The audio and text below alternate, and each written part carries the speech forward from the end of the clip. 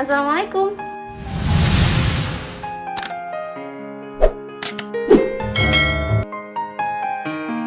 Jadi seperti di judul ya teman-teman, hari ini aku mau bercerita tentang pengalaman persalinan aku. Ya ini buktinya teman-teman, kalau misalnya aku udah pernah melahirkan. Ya pasti pernah lah. Masa aku udah gendong anak tapi aku belum pernah melahirkan? Lucu teman-teman. Oke, kita bercerita aja langsung ya teman-teman. Mungkin dari aku nikah kayaknya ya, kita start dari situ aja. Tapi sebelum ke ceritanya, aku pengen kalian klik tombol subscribe yang ada di sini dan nyalain notifikasinya supaya kalian bisa ikut berpartisipasi mendukung channel aku agar lebih baik ke depannya. Jadi teman-teman, kita mulai bercerita di sini teman-teman. Jadi aku tuh nikah tanggal 7 Desember 2018 ya teman-teman. Resepsi aku tanggal 13 Desembernya. Jadi aku nikah hari Jumat, resepsinya hari Minggu kayak gitu teman-teman. Cuman halat Sabtu aja. Kami nikah, terus habis itu resepsi. Setelah resepsi itu sekitar halat 5 harian kayaknya, terus langsung berangkat ke Palembang teman-teman. Habis itu pulanglah kami ke Kalimantan. Itu ya udah jalanin kayak biasanya karena itu bulan Desember ya teman-teman. Lagi musim durian. Dan karena aku pecinta durian banget, aku nggak bisa dong menyia-nyiakan momen ini teman-teman. Jadi aku makanlah sepuasnya, mumpung belum hamil juga ya kan. Makanya kenapa ada kosong sekitar 2 bulan baru aku hamil. Jadi belum ada ngisi. Setelah itu aku pikir kok belum hamil-hamil juga ya, karena kan durian itu kali ya, jadi dia kayak panas kayak gitu kan rahim aku. Tetap konsumsi durian, tetap makan, cuman kayak sedikit. Akhirnya udah 2 bulan, di bulan Maret aturannya aku udah haid pada tanggal segitu, tapi nggak haid kayak gitu sampai akhirnya telat seminggu teman-teman. Jadi karena suami aku kerja malam ya teman-teman, jadi nggak ada yang beliin test pack. Dan karena di sini aku tuh udah nggak sabar banget pengen tahu hasilnya apa, maka aku nekatlah keluar untuk beli test pack teman-teman. Waktu itu aku beli 2 pieces. Yang satunya merek sensitif, yang satunya lagi merek akurat teman-teman. Biar kalau misalnya ada salah satu yang beda hasilnya, nah mungkin ada salah satu yang salah. Aku pulang ke rumah, aku cobalah test packnya itu kedua-duanya, dan alhamdulillah ya Allah, hasil keduanya itu positif teman-teman. Aku senang banget sih. Itu aku kabarin lah si suami aku nih, jadi aku nggak bisa deh ngelihat gimana reaksinya karena bukan tipe orang yang sabaran, jadi aku buru-buru aja ngasih tahu kayak gitu ya. Seneng aja kayak gitu. Misalnya sampai rumah ya cekikikan. Trimester pertama, teman-teman pasti tahu kalau trimester pertama itu morning sickness, terus mual-mual, terus nggak enak badan, itu tuh campur jadi satu ya teman-teman. Parah-parahnya itu ya di trimester pertama sampai akhirnya trimester kedua. Nah di sini teman-teman yang aku nafsu makan aku nih mulai kembali lagi. Jadi aku makan semua yang bisa aku makan tuh aku makan untuk menutupi si trimester pertama aku teman-teman, karena bener-bener masuk makanan itu sedikit banget. Jadi buat bapak-bapak nih, cewek itu kalau misalnya lagi hamil perlu support teman-teman, perlu semangat, karena nggak enak-enaknya ngalamin mual-mual setiap pagi, setiap hari, setiap saat. Nggak bisa nyium ini sedikit mual, nggak bisa nyium itu sedikit mual, benar-benar semual itu. Sampai aku waktu trimester pertama itu teman-teman nggak pernah masak, beli terus tau nggak, kalau nggak suami aku dah yang masak. Harap ya bapak-bapak maklumin kalau misalnya bawaan hamil tuh emang kayak gitu, apalagi tentang perasaan, dia sensitif banget perasaan ini. Coba kalau misalnya ditukar bapak-bapak juga pasti kayak gitu. Terus teman-teman, trimester kedua kan, nah di sini aku mulai ngejar nih yang aku nggak bisa naikin berat badan aku di trimester pertama, jadi aku ngejar di trimester kedua. Ya bener-bener naik 1 kilo, 2 kilo dalam 1 bulan teman-teman. Bener-bener kayak seneng banget sih aku, sampai berat badanku tuh naik segitu tuh seneng banget teman-teman. Terus berjalan aja kayak biasanya sampai akhirlah aku di minggu ke 36, tepatnya 8 bulan mau menginjak 9, karena udah mendekati hari lahiran ya teman-teman. Jadi aku dipulangkan di tempat mbah aku ya.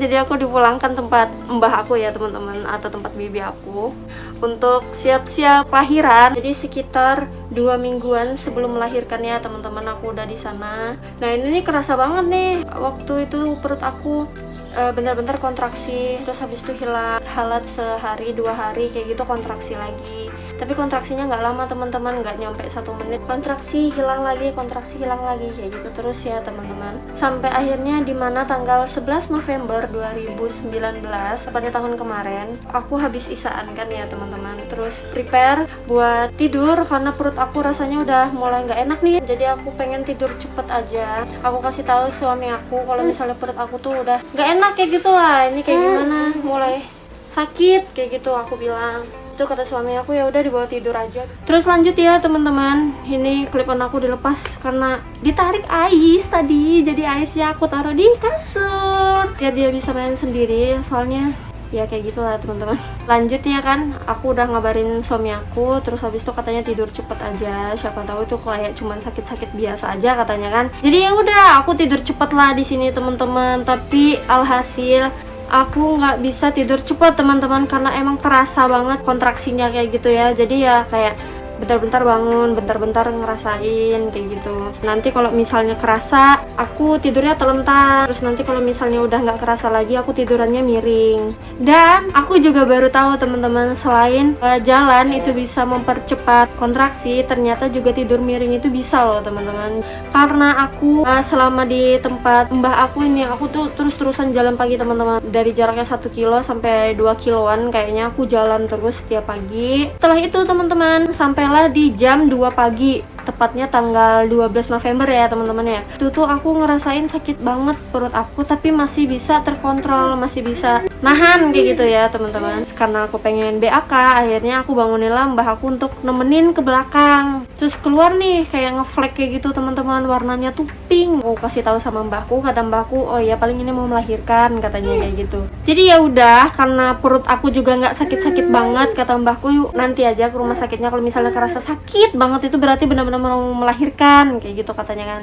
Jadi ya udah, aku lanjut tidur lagi teman-teman, walaupun sebenarnya nggak tidur, kayak gelisah. Kayak gimana sih gelisah itu ya kan, bentar-bentar ngerasa sakit habis itu hilang, bentar ngerasa sakit habis itu hilang kayak gitu teman-teman. Terus aku nih WA lagi nih sama suamiku, karena suamiku kerja malam kan otomatis nggak tidur kan ya teman-teman. Aku WA lah, aku cerita perut Nisa sakit banget sayang, tadi ya ini gimana, mau melahirkan kah katanya kayak gitu. Mas harus pulang kah ini?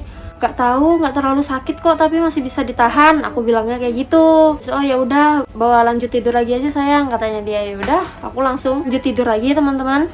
Sampailah akhirnya di mana jam 5:30 pagi, tepatnya subuhan ya teman-teman ya. Aku pengen sholat subuh sebenarnya kan, jadi aku ke belakang mau ngambil wudhu ceritanya, tapi perut aku tuh semakin kesini tuh kayak semakin sakit, semakin sering kayak gitu. Pas mau ngambil wudhu, aku ngerasain sakit perut aku nih. Ya udah, akhirnya aku BAK lagi teman-teman. Dan di sini aku nemuin flek bercampur kayak lendir kayak gitu. Ini bukan pink lagi sih, warnanya udah kayak merah darah kayak gitu. Aku cerita nih sama bibi aku, mak ini kok ada flek ya, sama ada keluar darah juga. Oh iya, paling mau melahirkan itu katanya bibi aku kan. Terus aku tanya, ini kira-kira sholat subuh nggak? Tanya ya terserah, kalau mau sholat ya sholat, soalnya kan itu belum termasuk masa nifas, sama nggak mungkin dong darah haid kayak gitu kan. Perut aku nih tambah sakit, aku bilang gak usah lah, aku tuh kayak ragu-ragu kayak gitu loh teman-teman. Terus aku balik lagi ke kamar. Balik ke kamar ini semakin sakit teman-teman. Sakitnya tuh kayak sakit hari pertama haid kayak gitu ya. Nangis lah aku di sini. Aku bilang sama mbakku, mbak, aku udah nggak kuat. Sebenarnya nggak kuat ini nggak kuat nahan. Langsung minta antar ke rumah sakit kayak gitu loh. Bukan nggak kuat nahanin karena sakitnya kayak gitu, enggak. Jadi mbakku, hus nggak boleh ngomong kayak gitu. Akhirnya aku dimarahin teman-teman. Terus habis itu kata bibi aku kan, ini mau ke rumah sakit apa kayak gimana katanya. Terus aku bilang, oh ya udah mah, aku rumah sakit aja kayak gitu ya. Bibiku, sepupuku 2, yang satu udah kerja, yang satu masih sekolah SD waktu itu ya teman-teman, nganterin aku lah ke rumah sakit. Dan itu tuh lagi over shift gitu loh teman-teman, lagi pergantian shift ya. Jadi rumah sakit itu masih kosong, yang jagain pendaftaran itu aja tuh gak ada teman-teman. Jadi bener-bener harus nungguin ya, walaupun nggak lama tapi nungguin lah kayak gitu. Perut aku tuh keadaannya lagi sakit, terus hilang, sakit hilang kayak gitu teman-teman. Ketemulah sama si perawatnya yang ada di sana, terus langsung diarahkan ke ruang persalinan teman-teman. Di sini aku disuruh rebahan di kasur buat melahirkan itu dicek lah sama si bidannya ini. Ternyata alhamdulillah aku udah pembukaan 3 teman-teman.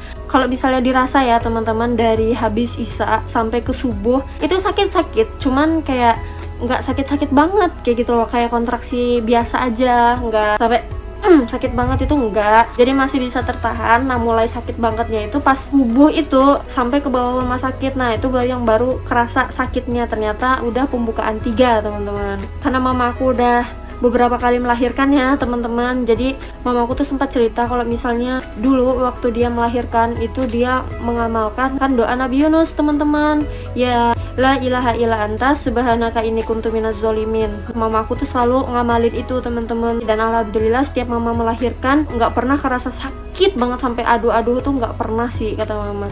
Amalkan aja doa-doa itu ya nak, katanya dulu waktu aku masih sekolah ya teman-teman. Akhirnya aku keinget itu, ya aku amalin aja itu waktu jalanin sebelum aku melahirkan ya teman-teman. Alhamdulillah sih emang sakit tapi kayak gak terlalu sakit kayak gitu loh, gimana sih. Nah di sini yang nungguin aku tuh cuman bibiku sama sepupuku yang masih SD tuh teman-teman. Nah sepupu aku itu rencananya mau ke tempatku sini, jadi mungkin nanti bakal aku kenalin ke kalian. Nah jadi nemenin aku cuman berdua, mbahku ada di rumah teman-teman, karena udah tua juga kan, kalau misalnya di rumah sakit takut kenapa-kenapa kayak gitu. Jadi ya udah di rumah aja. Terus yang sepupu aku yang udah kerja ini ya dia kerja, karena dia juga laki-laki teman-teman. Iya, for your information, kalau misalnya kalian nanya mama sama bapak aku di mana, ini udah termasuk privacy. Jadi ada problem yang nggak bisa aku publikasikan teman-teman. Jadi intinya mereka udah nggak bisa serumah lagi lah ya waktu aku kecil. Nah jadi kayak gitu aja lah ya. Jadi aku ditemenin nih sama bibi aku, dan kalian tahu nggak, waktu aku masih di rumah sakit itu ya, aku dikasih makan nih sama pihak rumah sakitnya. Aku disuruh makan, aku disuruh minum teh hangat ya, karena persiapan mau melahirkan kayak gitu ya. Jadi aku habis disuapin teman-teman, udah ini nih udah mau habis, nasinya udah dapat setengah kayak gitulah ya. Terus aku dikasih minum, dan ternyata teh hangat itu yang memancing aku mual kayak gitu. Akhirnya aku muntah teman-teman, aku muntahin nasi semuanya yang udah aku makan itu, dan bibi aku yang ngebersihin teman-teman. Aku di sini ngerasa kayak bersalah banget sih sama bibi aku. Karena sekarang aku udah tahu ya rasanya jadi ibu ya. Ya sayang banget sih kalau misalnya ada anak yang durhaka sama mamanya. Perjuangannya tuh sampai sini tuh ya Allah luar biasa sekali. Aku nggak ngerti kenapa sih ada orang yang tega bentak mamanya, kenapa sih ada anak yang tega tuh kayak marah-marah sama mamanya gitu loh. Ais pun nanti kalau misalnya besar marah sama aku tak jitak kepalanya teman-teman. Nah nggak boleh kayak gitu tuh. Orang tua apalagi mamanya berjuang mati-matian buat ngelahirin dia, setelah besar beraninya minta ampun. Terus kita lanjut lagi ke ceritaku. Di sini teman-teman, setelah kontraksinya itu berhenti atau hilang, aku tidur karena emang semalaman aku nggak tidur teman-teman, dan aku tuh ngantuk banget. Ntar selesai kontraksi aku tidur lagi, lumayan kan teman-teman untuk menutupin begadang aku yang tadi malam itu. Ini dokternya belum ada nih, adanya cuman bidan teman-teman. Jadi yang bidan aku nih yang terus memantau keadaan aku ya.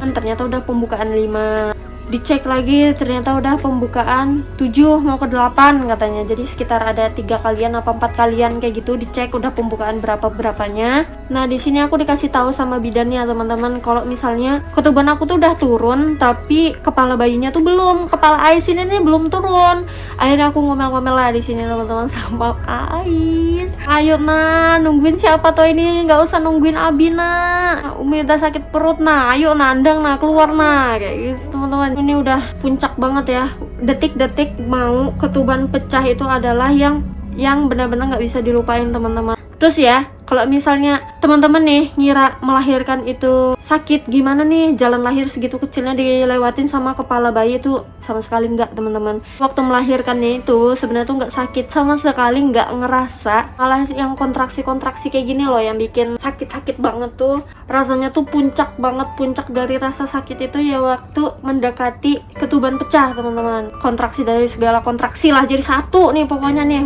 waktu mau mecahin si ketubannya ini. Sebelum itu aku dikasih tahu nih sama bidannya kalau misalnya selama masih kontraksi itu jangan dieden-edenkan, ngeden kayak gitu loh, jangan katanya. Soalnya kalau dieden-edenkan jalan lahir tuh bakal bengkak, terus kayak menghambat proses persalinan kayak gitu teman-teman. Jadi sama sekali nggak ada aku ngeden-ngeden kan. Tapi pas di posisi sini teman-teman, itu kayak ngeden sendiri kayak gitu loh, sampai aku kayak menggenggam erat tangan bibi aku nih, aku genggam banget kayak gitu sampai dia kesakitan. Sambil aku ngeden, kata bibi aku jangan dieden-edenkan, nanti jalan lahirnya bengkak katanya itu. Terus nggak ada ngedenkan mak, aku tuh bilang kayak gitu karena bibi aku udah tahu, akhirnya manggil bidan lah. Katanya nih udah mulai ngeden sendiri kata bibi aku kayak gitu kan. Terus bidannya nih datang nih, santai banget tapi teman-teman. Pas dia udah pakai hand glove kan, ngeliat lah dia dibuka nutup aku, pecah ketuban aku teman-teman. Langsung lah banjir lah di situ, kok yopas kayak gitu ya, pas dibuka langsung pecah. Di sini aku bersyukur banget teman-teman, alhamdulillah ya Allah, akhirnya ketuban aku udah pecah. Seenggaknya aku tinggal nunggu ais buat keluar kayak gitu kan teman-teman. Kalau misalnya ketuban udah pecah kan otomatis bayi juga ikut kayak hanyut kayak gitu kan, karena air ketuban juga pada keluar. Dan aku ini udah seneng banget tinggal nunggu ngeden. Dan di situ aku dilajarin sama bidannya, jadi kalau ngeden dagu ini harus mepet sama dada kayak gitu loh, jangan ditahan di sini katanya. Tapi aku udah berapa kali berusaha, tapi tetap aja di tenggorokan ini kering banget. Tenggorokan itu tertahan sendiri teman-teman, bukan aku yang menahan.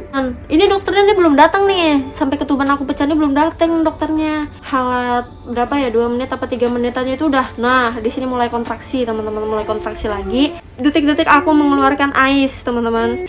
Abis itu dokternya datang buru-buru kayak gitu, dia datangnya. Dan mulai di sinilah aku disuruh ngeden teman-teman. Itu udah mulai kerasa ngeden sendiri, tapi aku belum tarik nafas, belum, kayak aku masih nahan-nahan kayak gitu supaya dokternya tuh udah PW dulu, baru aku mulai ngeden teman-teman. Lanjut pas dokternya udah PW, nah disinilah ayo mulai tarik nafas, sedenkan, tarik nafas, sedenkan.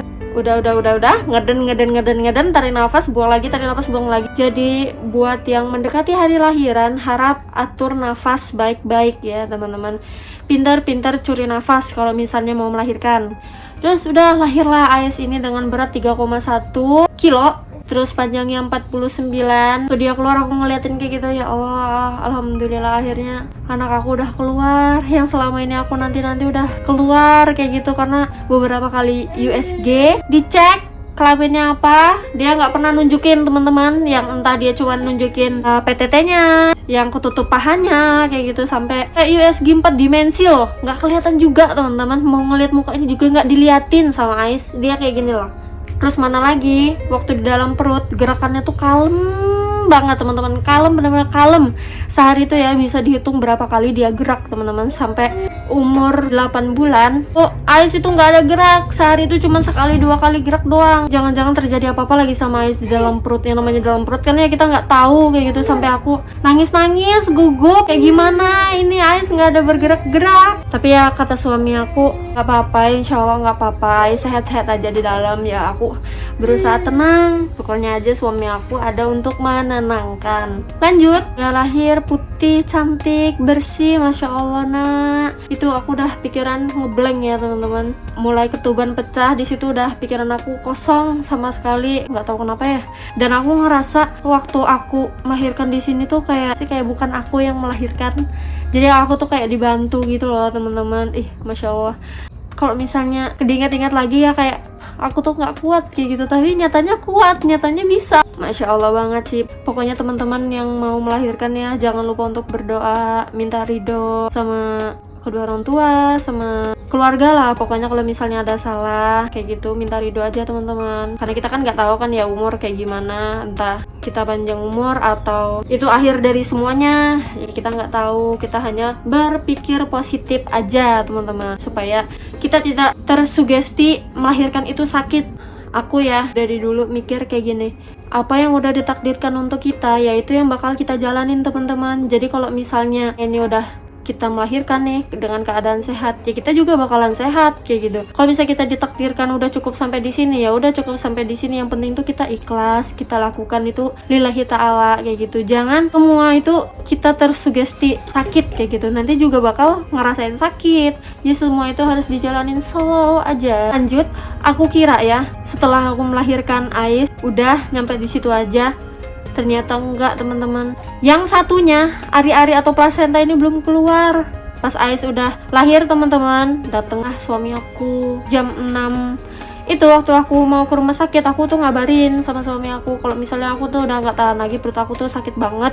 Jadi kata suami aku, nih Abi perlu kesana nggak, katanya. Ya udah kesini aja, pasti bakal melahirkan. Aku pikir kayak gitu. Kalau misalnya nggak melahirkan ya balik lagi suami aku kayak gitu ya. Karena itu jam 6 pagi teman-teman, dan biasanya suami aku tuh pulang jam setengah 7, kan beda 30 menit aja nih. Jadi ya udah sekalian aja sampai akhir shift, kata suami aku. Setengah 9 lah, sama mandi sama nyiapin bajunya untuk berangkat ke tempat mbah aku di Martapura. Nah, berangkat ke sini tuh sekitar 3 jam setengah, 4 jam paling lama. Nyampe lah di jam 11.15 karena Ais itu keluar jam 11.13. Setelah itu suami aku nyamperin aku nih, ngasih semangat karena plasenta aku kan belum keluar. Jadi aku disuntik perangsang teman-teman, sambil rahim aku tuh diteken-teken, nggak ada perkembangan. Disuntik lah untuk kedua kalinya teman-teman. Nyatanya nggak keluar-keluar teman-teman. Alhasil suami aku diajak ngomong berdua sama dokternya, tau nggak?